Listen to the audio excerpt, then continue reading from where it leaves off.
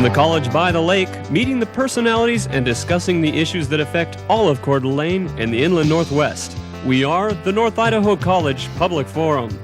And now, here's your moderator, political scientist, Tony Stewart.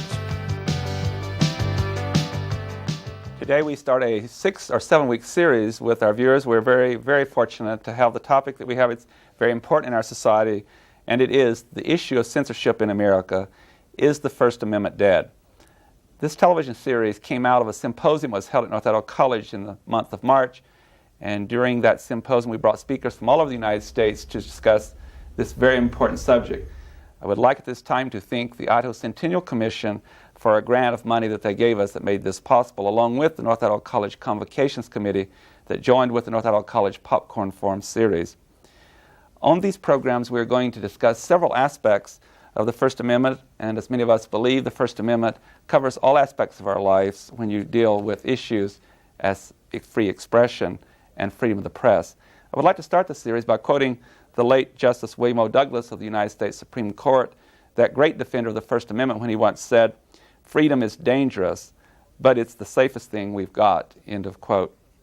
In order to get us underway in our program, we're most happy to have with us for the first 2 weeks of this series a very distinguished person from the state of California, Dr. Regan Eisler. She has tremendous credentials to deal with this subject. Our guest has a dramatic and highly unusual personal background. She was born in Vienna, Austria, and at the age of 6, with her family, became a refugee from the Nazis and went to Cuba, where she lived until age 14, and then immigrated to the United States. She studied sociology and anthropology at the University of California at Los Angeles, and then earned a Phi Beta Kappa, along with earning her Doctor of Jurisprudence at UCLA School of Law. Our guest has taught at the University of California, and she is internationally known for peace research and as an educator whose work is included in the forthcoming First World Encyclopedia of Peace. She was the founder of the Los Angeles Women's Center legal program, and it was the first of its kind in the United States. Our guest has written a number of books and many articles. Dr. Eisler's books include the title Dissolution by McGraw-Hill in 1977, and was an important work on marriage, divorce, and the future of women. She also authored the Equal Rights Handbook in 1978, which is considered a definitive work on the proposed Equal Rights Amendment to the United States Constitution. Our guest is best known for her work in the book entitled The Chalice and the Blade. It has been tremendous what's happened since its publication in 1987. For example, it has already gone through 17 U.S. printings and has been acquired for publication in French, German, Greek, Japanese, Finnish, Portuguese, Spanish, Russian, and Chinese. I recently told our guest that I thought she was the most visionary person that I had met and had the pleasure to bring to North Idaho College in 21 years. And at this time, it's a great pleasure to welcome Dr. Regan Eisler as our guest for the next 2 weeks. Thank you. And I'm very happy to have three very distinguished members of the panel that will join in questioning our guests about this very, very important issue. To my left is Janelle Burke, who is an attorney in the state of Idaho. Next to her is Sue Flamia, who's also an attorney, and I want to thank Sue Flamia for her work on our committee for the symposium and also for the grant from the Idaho Centennial Commission, where she serves as a commissioner. And I would also like to introduce Lynn Maddie from the Department of English at North Idaho College, who also chairs the Convocations Committee at North Idaho College, and I would like to thank Lynn Maddie for serving on the committee as well as a grant from the Convocations. Thank you. At this time, I will ask Janelle Burke to commence the questioning. Dr. Eisler, I recently had the opportunity to read your book, The Chalice and the Blade. Can you tell us what is the chalice and what is the blade for those viewers who may not be familiar with your work? Well, as you know, when I spoke at the conference on the First Amendment, I tried to contextualize both the protection that it offers and the chronic attacks on it in a much larger framework. The framework that is developed, of course, in The Chalice and the Blade, the framework of our cultural evolution, and very, very specifically two possibilities for us, for social and ideological organization, what I've called the partnership and the Dominator models. And when I was searching, for a title, because the title is The Chalice and the Blade, Our History, Our Future, I finally got an understanding that a good way to communicate very quickly some of the essence of the partnership and the Dominator models was in terms of two ways of looking at power. Now, the blade, obviously, is a type of power. We're very used to it. It's power over, power to dominate, power to destroy, power to control. And that is the kind of power that is most appropriate as being the supreme power in what I've called a dominator model of society, where there are rankings, basically, be it man over woman, man over man, nation over nation, race over race. And these rankings are, of course, backed up by force or the fear of force. But there is another type of power. And all through history, not only history but prehistory, that has been a very, very important type of power. And it is the power that has since remote antiquity been symbolized by the chalice, by the holy cup of life, the womb, if you will.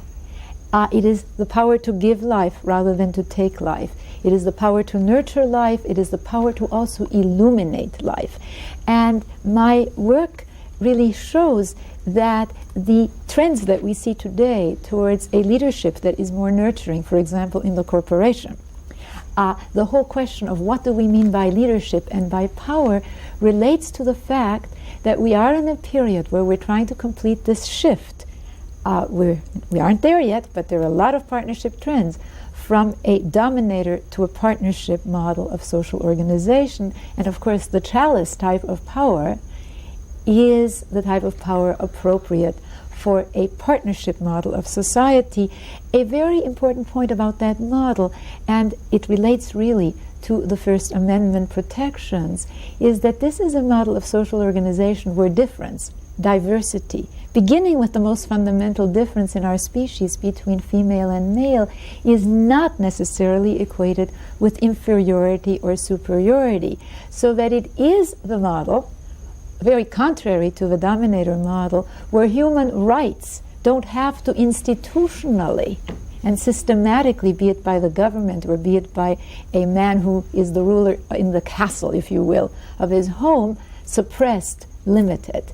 This is the model we're trying to move toward. Sue Flamio. Thank you. Dr. Eisler, in reading your book, I was interested in your study of ancient Paleolithic civilizations. And in your book, you state that the gifts of civilization were already established in these Paleolithic civilizations, contrary to so much of what we learn in more recorded history, which is that it's only more recently that all these gifts were developed. What do you call the gifts of civilization, and which particular ones do you believe were developed before during the Paleolithic times?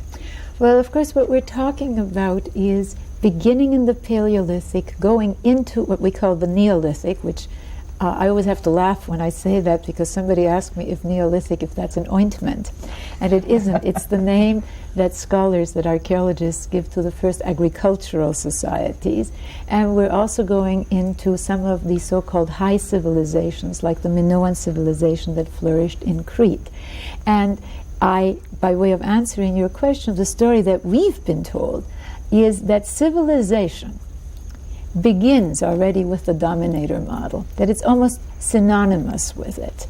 And what we're finding out now through what the British archaeologist James Maillard calls a veritable revolution in archaeology, dating methods, for example, which have completely revolutionized timescales by thousands of years, is that in fact these societies that I report about from the work of Maillard and UCLA archaeologist Maria Gimbutas and the Greek archaeologist Nicholas Platon, who excavated the Minoan civilization, that these civilizations pre-existed Greece and where we usually start, and Sumer, and that they were organized more towards the partnership rather than the dominator model. And the point that you raise, which is that the basic gifts of civilization, they worshipped a great mother creatrix in these societies, and she was to have been the giver of agriculture, of justice, She was the lady who protects the orphan and the widow. She was also the patroness of the arts, but really trade, crafts, a very, in Minoan civilization, already very developed irrigation system, the first viaducts, the first paved roads, and the first indoor plumbing, which really impresses Americans very much. In Europe, they all really were developed in these earlier societies. And to some people, this is a tremendous shock that there was this earlier time. It's a lot of shouting and screaming going on in the archaeological establishment right now, because, of course, as the historian of science Thomas Kuhn points out, when there is, data that challenges, like with Galileo, for example, the prevailing scientific paradigm or worldview, it's hard for people to say who've invested 20, 30 years of their life into something, isn't it wonderful, I was wrong all the time. Nonetheless, this is happening, and the importance of this information is for us to know that in the original direction, in the mainstream of our cultural evolution, in other words, we have partnership roots. And that the issue today is not a problem of technology, because we tend to throw everything from can openers to nuclear bombs into the technology basket.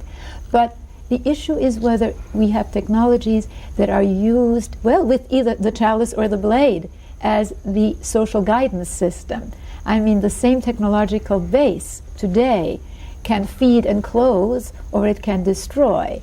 So it's important for us to know that the basic technologies were all developed before the shift, and there was this shift, to a dominator model of society that came from pastoralist invasions. We don't have time to go into all of this, obviously, here, but it's also important for us to disentangle, and that's why I'm glad you brought up the issue of technology, this misconception that technology is the problem. The problem today is the mix of what I've called a dominator model of society and high technology, including, of course, the conquest of nature. Lynn Letty. As you talk about the dominator model in your book, you talk about some qualities that are characteristic of that model, among them institutionalized warfare, authoritarianism, male dominance backed up by force.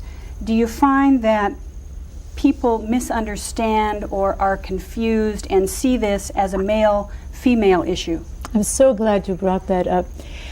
Mercifully, the people who actually read Chalice are not in the least bit confused by it, because it's very obvious, and I stress time and time again that what we're talking about is hardly an issue of men against women or women against men. In fact, I stress that this whole issue of the war of the sexes, just like war, they're part of the dominator model, and that the two are really inextricably intertwined. There's a very high level of tension. The dominator always has to be wary. What's going to happen, who's going to topple me. The dominated always has to manipulate, and that's true whether it is a powerless person in a relationship. Traditionally, of course, in the war of the sexes, the woman was the declared loser. So what was she going to do? She was going to manipulate, right? Be it powerless groups. We've heard the deviousness, right, of some of these powerless groups. Be they, that's part of the canards, part of the scapegoating that goes on of powerless groups. But the point of it is that we're talking about a system where, beginning with the ranking of one half of humanity over the other, the primary principle of social organization is ranking of woman over man or man over woman. One of the things that I'm talking about in Chalice is that this whole matriarchy-patriarchy debate, because in the 19th century, when some of the archaeological data was already coming to the fore, the archaeologists did a funny thing. They said, these don't seem to have been patriarchies, right? Men weren't dominating women. They must have been matriarchies. Women dominated men. And then when the evidence didn't support this, a lot of them heaved a sigh of relief, and they said, you see, it was patriarchy after all.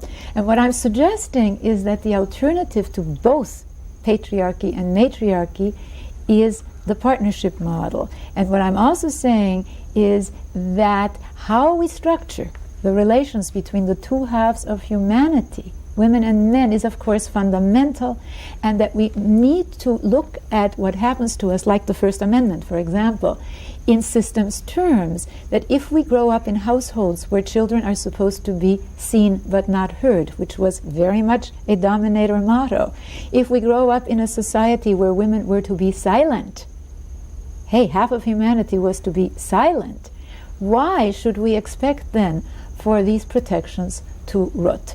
That we've got to build the foundations. And this is an issue of men accessing a part of their humanity that has been labeled, quote, feminine, like caring.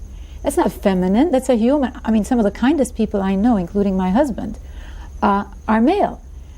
Women need to access some of the, quote, masculine, risk-taking, assertiveness. Fortunately, women are doing that, but it's not masculine. If every time I assert myself, I was going to say, gee, I am asserting my masculine, I'd be in deep trouble.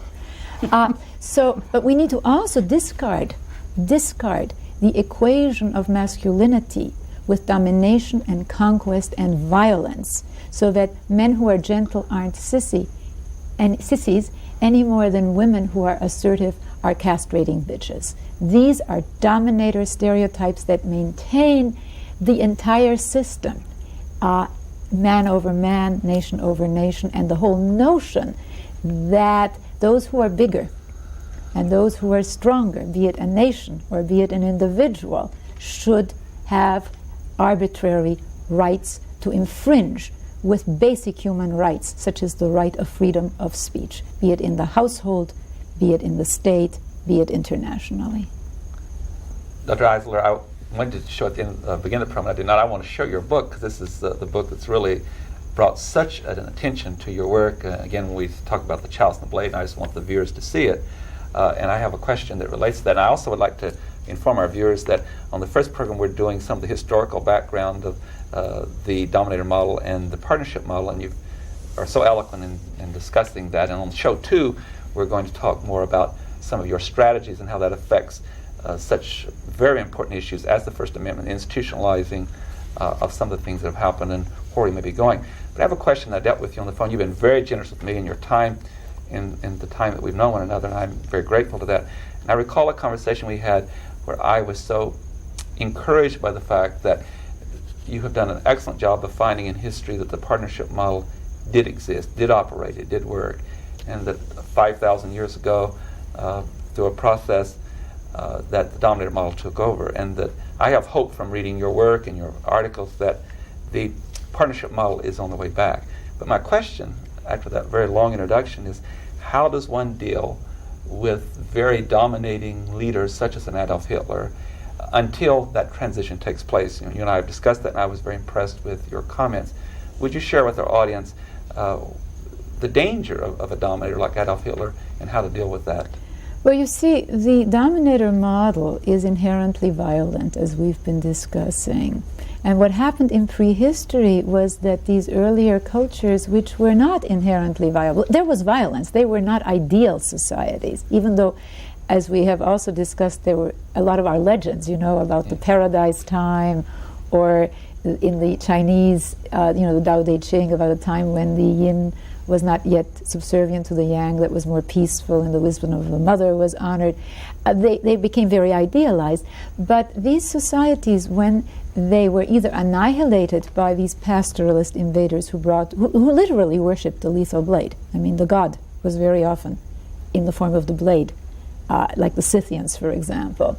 A process that started to happen was that everything started to turn towards the Dominator model, because even in those societies that were not annihilated, the strongest, meanest guys rose to the top. It became that kind of dynamic. The danger, of course, then, in a period such as ours, which is a period of transition, you cannot let an Adolf Hitler get away with it, because to the pure dominator, war is holy. It isn't just that war is holy, as to a fundamentalist, for example, which is sort of like a deity that demands blood sacrifice. It's holy because the blade is holy. So there has to be resistance to this. It's a very difficult process to not let the dominators, in other words, to stand up and to say no. we cannot just let you take us over. And at the same time, to not let the dominator model then become so strong. And for example, with censorship, First Amendment again, we saw now, war, censorship, war, re-idealization of the hero as the male as killer, right? But the point is that I'm always stressing that the work has to be done on the foundations. I feel that, yes, as a temporary measure, you have to stop that. But it gets us nowhere, because then there is another war, then there's another war. The only solution is to really begin to think and act on the foundations. Long-range survival strategic objectives. Dealing with the family violence, for example. It is not coincidental, as Alice Miller writes, for example. I don't know how many people in the audience have seen her work, for example, the book, The Hidden Roots of Cruelty in Child Rearing, For Your Own Good, it's called. How systematic and the violence was in the German family. We're talking about institutionalized violence. Hitler, of course, was a product of such a family, but he was not isolated. The reason this became accepted was because then in the dominator model, the rage, the frustration, the pain that cannot be expressed against the person, the dominator, gets deflected. And it gets deflected in scapegoating. I mean, fortunately, we live in a country where the scapegoating is not government-backed. In Nazi Germany, it was, the scapegoating of the Jews and other powerless groups.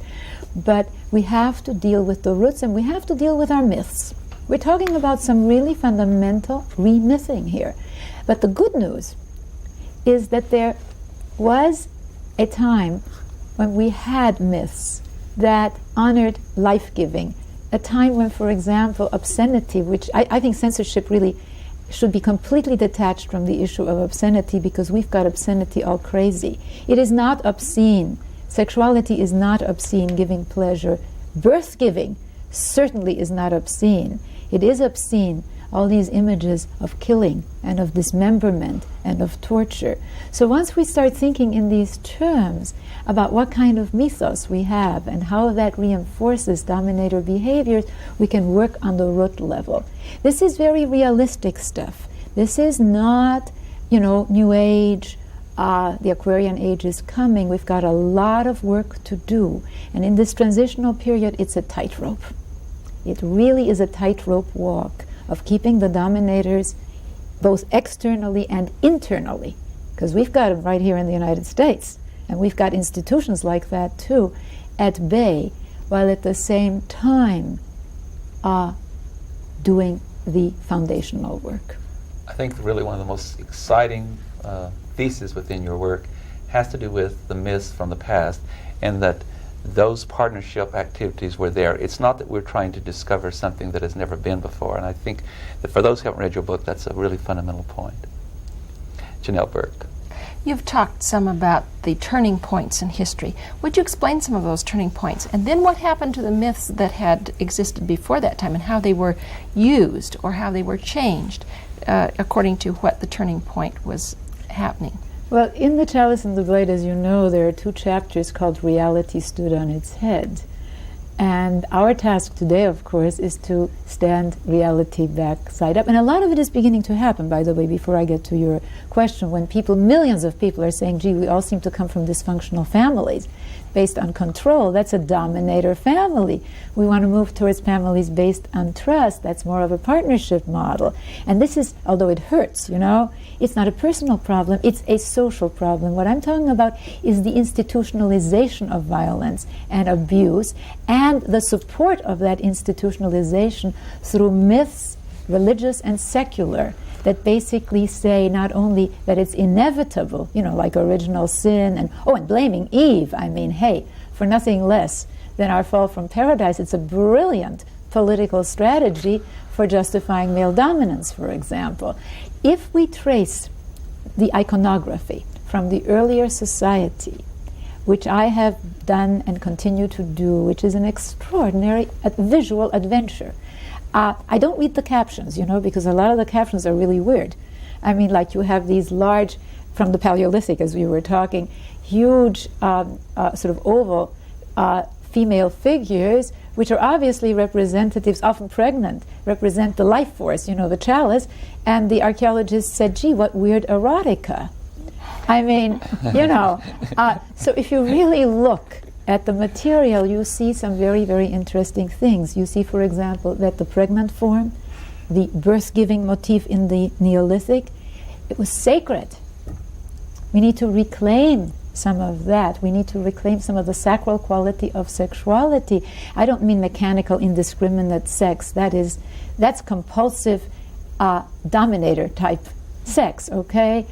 We also need to really understand that a lot of what's happening in our art today, the dolphin posters, it's fascinating. We're having now a love affair with the dolphin because we're moving more towards a partnership with nature. The Minoans, one of the most beautiful frescoes in Knossos, is the so-called dolphin fresco. You look at it, it could be a modern ecology poster. So a lot of the old iconography is in many ways beginning to reappear, but we need to accelerate that process, not by protesting. I mean, once we identify, the protest is important. We've got to identify the problem.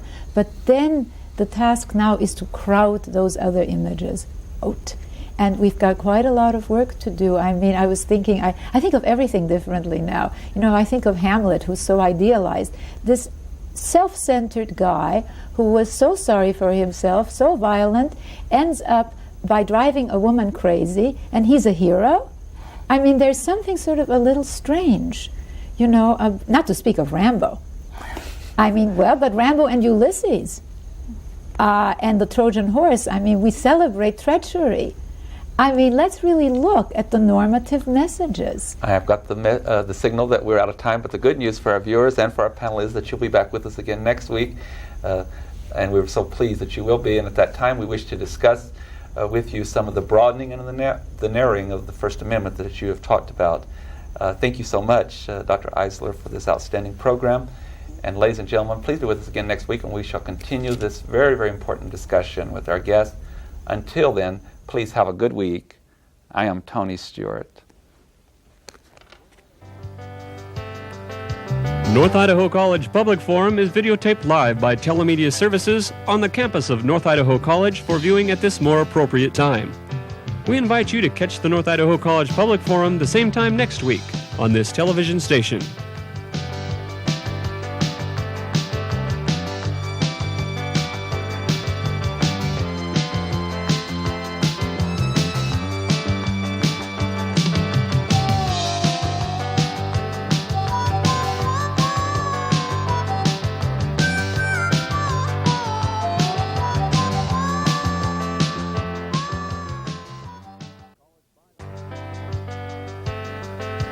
From the College by the Lake, meeting the personalities and discussing the issues that affect all of Coeur d'Alene and the Inland Northwest. We are the North Idaho College Public Forum.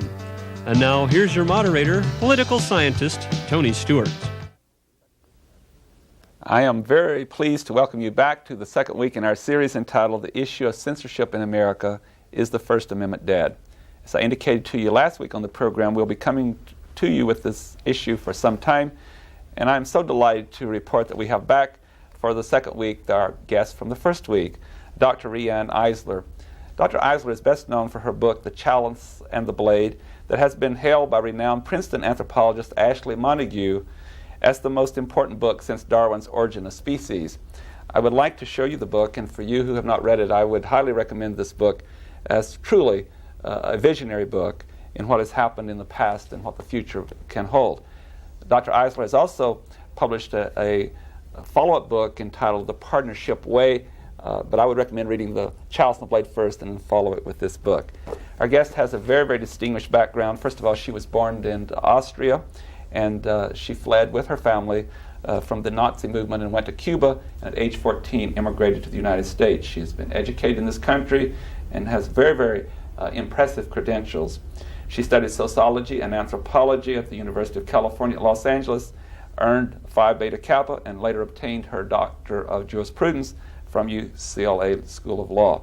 She has taught at a number of universities, as I've indicated, and she not only published those 2 books, but a number of other books and articles.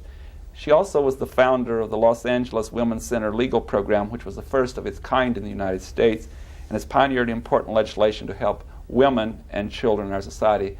I look upon our guest as a real champion of those who have been denied in society and have been victims of what we call the Dominator Model in her book. Our guest has also had her book, The Chalice and the Blade, that was published in 1987, gone through 17 U.S. printings since that date, and it also has been published in French, German, Greek, Japanese, Finnish, Portuguese, Spanish, Russian, and Chinese. You can see how delighted we are to have this distinguished person at our symposium we held in March, and now to be on the program with you in May.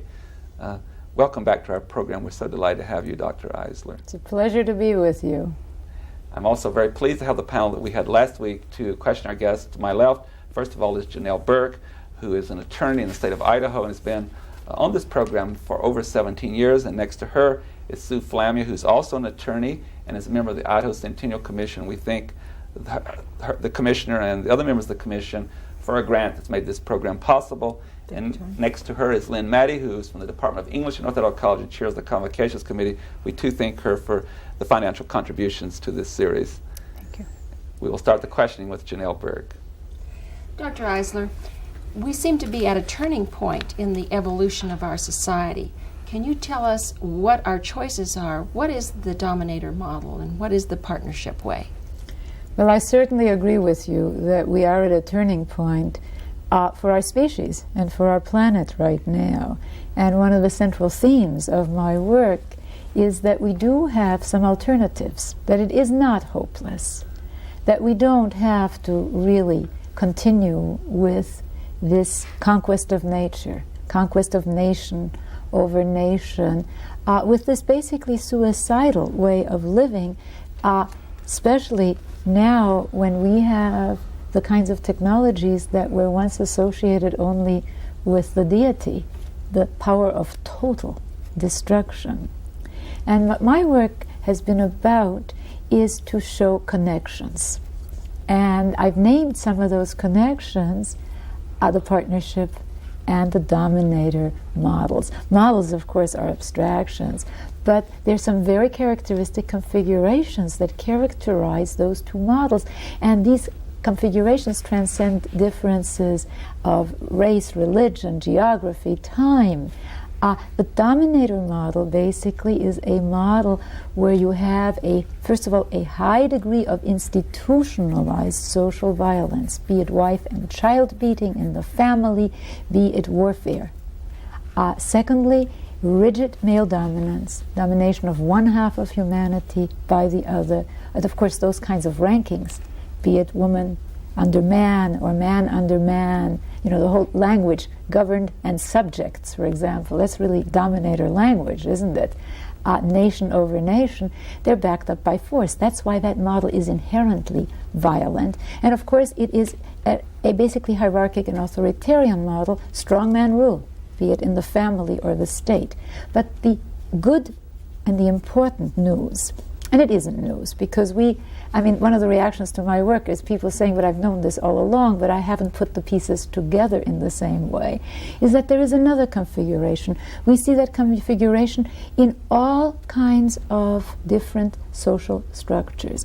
We see it in tribal societies, isolated tribal societies like the Mambuti, where you have more equal partnership between women and men, where you have peacefulness, where you have a much more democratic and egalitarian society. You see trends toward it very much, for example, in the Scandinavian nations, where again, more equal partnership between women and men, more equitable distribution of wealth, but a democratic way of doing that, rather than, that dictatorship of the proletariat, which of course is a Dominator model idea.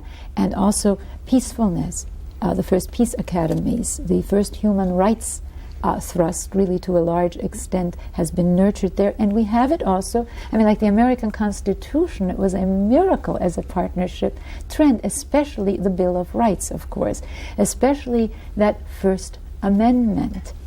I am, however, proposing that if we are to really accelerate and complete that shift from the dominator to the partnership model, which we must now to survive, that we also begin to think in terms of two poles holding up these protections that we need, that we start thinking of foundations, and that the foundation that we have not paid attention to is, first of all, the human right to freedom from institutionalized dominator violence, and that we stop making the distinction between the so-called private and the public sphere, because as wonderful and as miraculous as the First Amendment and the Bill of Rights is, it only addressed the tip, the top tip of the dominator pyramid.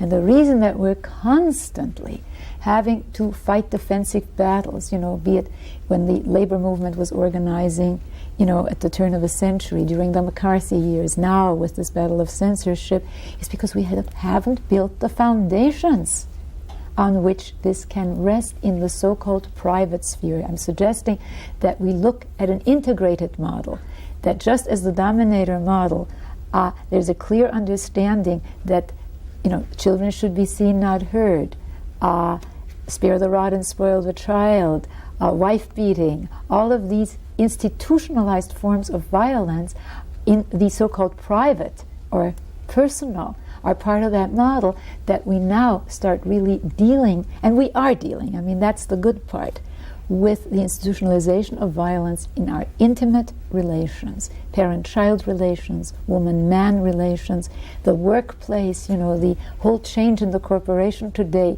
to a large extent, is movement to the partnership model. A leadership that is more nurturing rather than abusive. People are more creative and productive that way, of course. The whole working in team, that's another, the teamwork, that's another partnership trend. And I am suggesting that only as we shift more towards a partnership model of society can we secure the protections in our Bill of Rights. Sue Platt. Thank you. Dr. Eisler, in the book you discuss biological evolution and cultural evolution. And you point out that it's very important to distinguish between the two concepts. Would you explain what cultural evolution is and why it's so important to distinguish between these two kinds of evolution? Well, scientists tell us about biological evolution that it is mostly a question of chance, random mutations, random changes. But when you move to cultural evolution, because of human beings make choices. They may be very circumscribed in a dominator model, or they may be much broader if we live in a partnership model.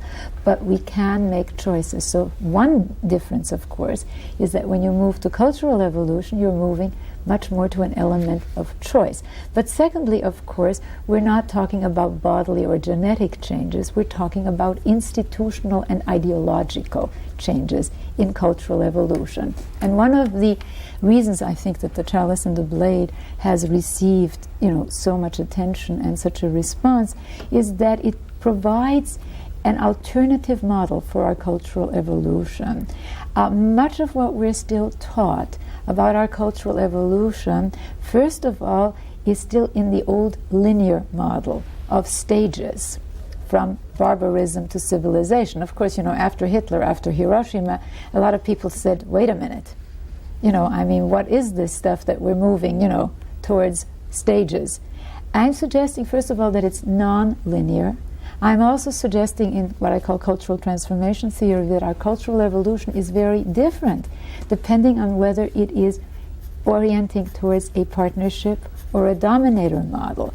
And one of the most exciting things in terms of evidence for this has been what the British archaeologist James Maillard calls a veritable revolution in archaeology, where we're discovering something very fascinating, which is that so many of those legends that we're all familiar with, about an earlier, better time, of course, it's been terribly idealized, the paradise legends and what have you, that they are really garbled folk memories of an earlier prehistoric time that we are now beginning to reclaim thanks to far more advanced methods of archaeology and also to a far more systems approach, looking at archaeology in conjunction with mythology, that there was a shift in our prehistory from an earlier cultural evolution in the mainstream, in the fertile areas of the globe, where we oriented more towards the partnership rather than the dominator model, a more peaceful time, a time before one half of humanity dominated the other half, a time when the arts flourished and trade flourished, a time that had, by the way, in our terms, an ecological consciousness because they worshipped a great mother, Mother Earth, we still talk of her, or Mother Nature. They thought from whose womb all of life ensues, to whose womb all of life returns at death, like the cycles of vegetation, once again to be reborn. To these societies, what we're doing to the planet would not only seem suicidal, but it would have been sacrilegious. So I'm proposing that at a certain point, what the data indicates, the work of archaeologists like Maria Gimbutas at UCLA, James Maillard from the British Archaeology Service, Nicholas Playton, who was the head of the Acropolis Museum, who excavated the Minoan civilization in Crete for over 50 years, that there was this shift from the original partnership direction, not ideal societies, but societies that did not have this institutionalization of violence and at the same time, of course, the systematic suppression of human rights. And that what's happening in our time is probably the strongest partnership resurgence, because there have been in recorded history other partnership resurgences that are discussed in the Chalice and the Blade, but there's always been the dominator regression. But today, because survival is at stake, it is so very, very powerful. And I'm suggesting, this is a long answer to a simple question here, but it's not a simple question. I'm suggesting that as our cultural evolution begins to orient more towards the partnership rather than dominator model, again, not to go back to any, quote, good old days. I mean, that was the infancy, of civilization. But it is when we do this, that not only can we survive, but that we can really begin to again develop what human evolution and cultural evolution are all about, developing our unique human potentials, our quest for truth, for beauty, for justice.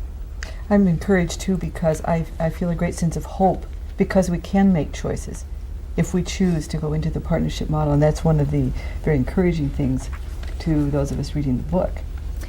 And there is, of course, tremendous dominator resistance. There's no question about that. But the task is to strengthen, and this is, I hope, what we'll be talking about a little bit, to strengthen, identify the dominator problems, yes, but not just fixate on them with protest. Move away from the defensive position to one of strengthening the healthy partnership movement. Lynn Maddie. One of the items that you talk about in terms of the dominator model that perhaps needs to be eliminated is the idea of eroticizing violence. Would you comment on that? Yes, and it's a very, very important issue in relation, of course, to the First Amendment, as anybody who has been following that debate for the last 20 years knows.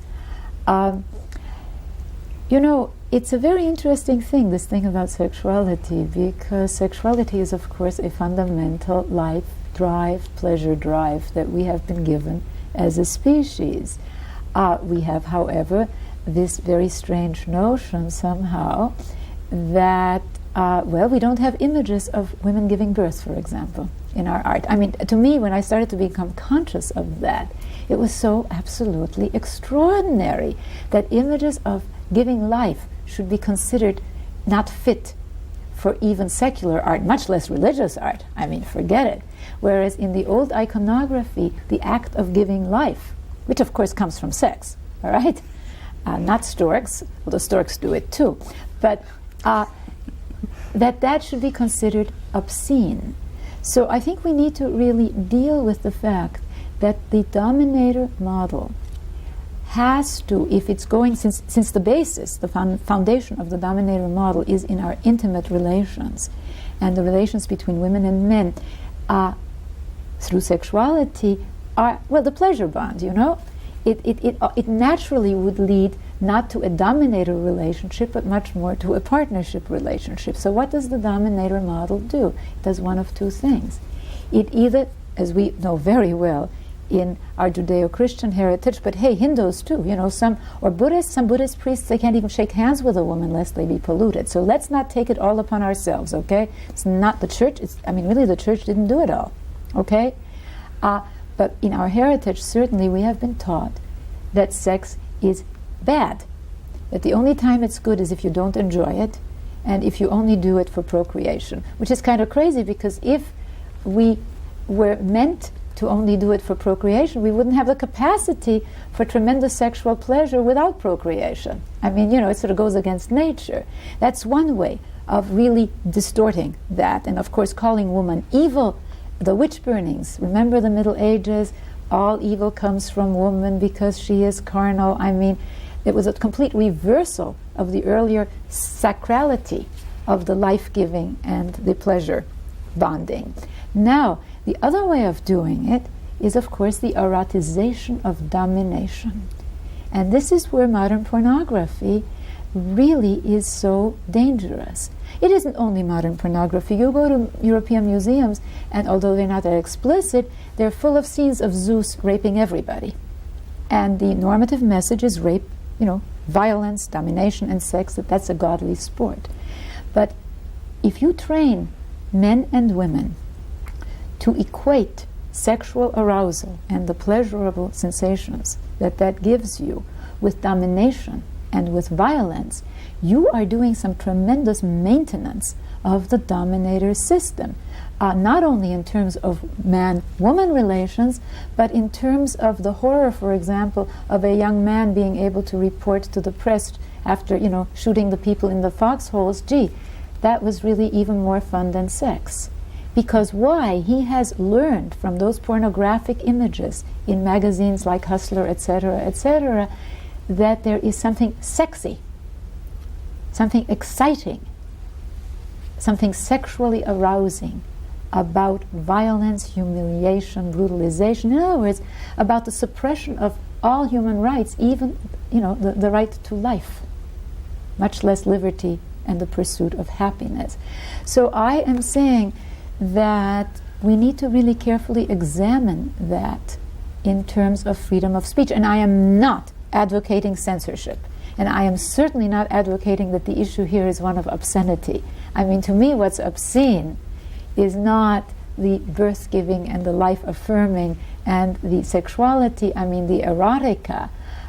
What is obscene is the association of that act with brutalization, with domination, with humiliation, with torture, and even killing, like in the snuff films.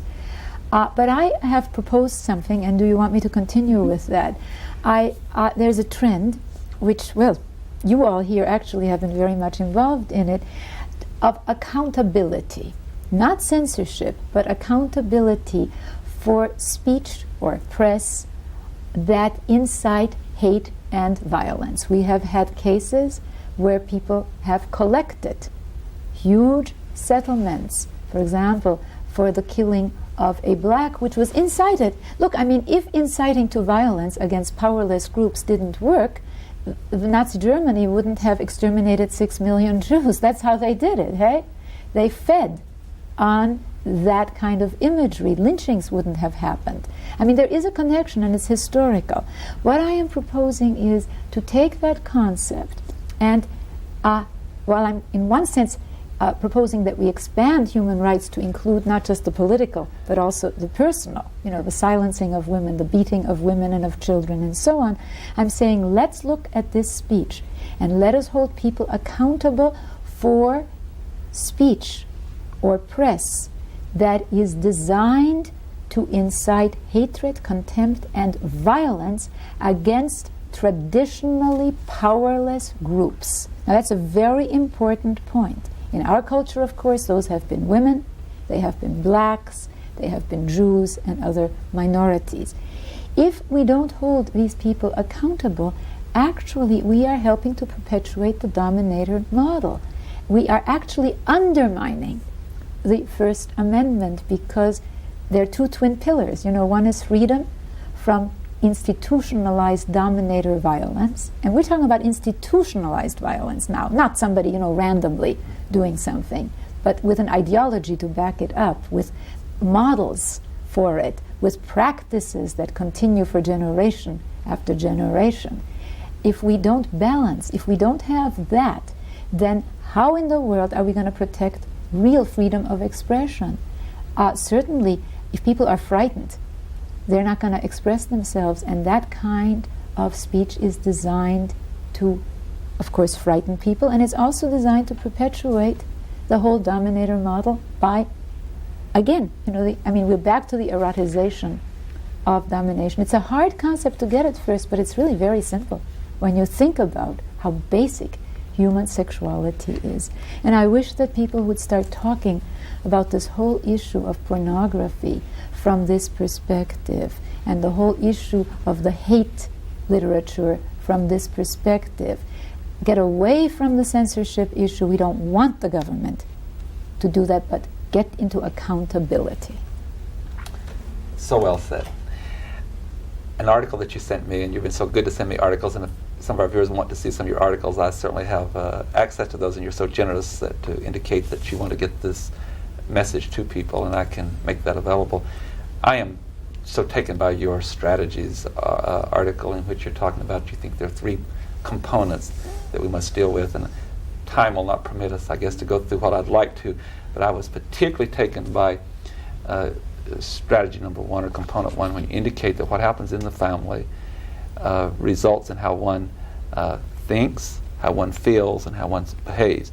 And I was so taken by that I really think you have a hold of how we're going to have to deal with society from birth at the beginning of age. Would you at least take us through that section of your I'll do it paper? fast.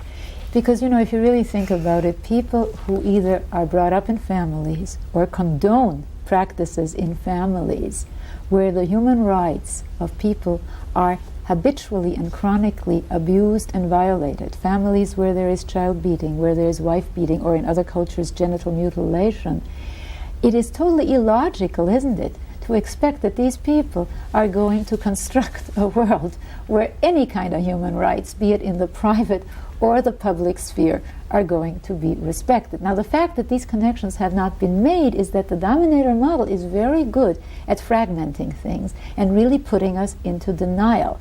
As we move more towards the partnership model, we can begin to see more of the connections.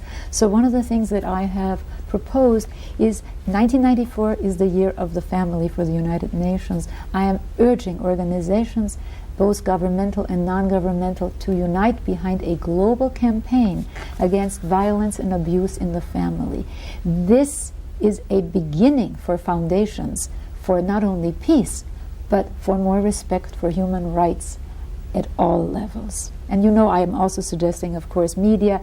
I am also talking about economics, that we have to start looking at intra-family economic distribution. We have to start really re-examining what is valuable work. Our measures of economic productivity are ludicrous. They exclude the caring work, the cleaning work. Why? Because it's been relegated to a powerless group, to women. And yet, that's the work that we so desperately need. If we have a human right to survive and to have a livable environment, which I think is another human right we need to start talking about, we got to pay attention to what we pay for. Comparable worth issues, like why should a plumber get paid more than a child care or elementary teacher? What's more important, our plumbing or our kids? Where are the foundations for a world of peace, which is, of course, a partnership world, which is, of course, a world where human rights can, in reality, because this is realism here, in reality rather than in rhetoric, be respected. We're almost out of time, but one of the analyses that you've done that really comes home to me as someone who is a great friend of the First Amendment, I love that amendment, and when you have such restrictions in the family on expression, like yes, children, it understands why the amendment has difficulty. Of course it has difficulty. I mean, it isn't grounded. So when you read these polls about people who say, what, First Amendment? What does it mean? It isn't because they're stupid. It isn't because they're bad. It's because they have been conditioned. They have been conditioned in this way. So our task is to release all of that potential in these people and in all of us. Create for our children not only a world that's sustainable, but a world where we can go on with our human adventure. With that note, we have to end the program. I know the panel joins me in expressing our deep gratitude to you for these 2 weeks. You've been so generous with your time, and I know that many people in the Northwest will be deeply affected by your great articulation of a very, very important issue. Thank you very much, Dr. Eisler. Thank you. It's been a pleasure to be with all of you. Ladies and gentlemen, I know you've enjoyed our program. I'd invite you to be with us again next week, and we'll continue this series. And next week we're going to talk about censorship in the field of music and the controversy over rock music. We'll have 2 guests on that program. I hope you will join us at that time. Until then, please have a good week. I am Tony Stewart.